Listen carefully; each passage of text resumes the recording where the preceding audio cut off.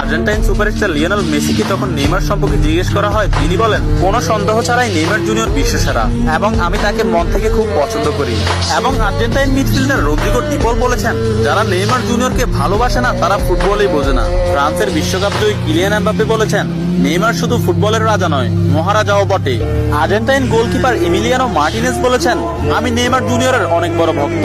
Argentine বিশ্বকাপ জয়ী তারকা Diego Maradona বলেছেন, আগামী 10 বছরে 10 জন মেসি আসবে, কিন্তু আগামী 10,000 বছরেও একজন নেইমার আসবে না। পোল্যান্ড ও বার্সেলোনা স্ট্রাইকার রবার্ট লেভানডস্কি বলেছেন, নেইমারের মতো ফুটবলার জন্ম নিতে হলে আপনাকে 100 বছর অপেক্ষা করতে হবে। তাছাড়া ইংল্যান্ডের প্রিন্স ডেভিড বেকহাম বলেছেন, আজ পর্যন্ত এমন কোন ফুটবলার আমি দেখিনি যার ভেতর নেইমারের মতো ফুটবল আইকিউ আছে, এবং ফুটবলের ক্ষেত্রে কেউই নেইমারের লেভেলের নয়, সে দুর্দান্ত।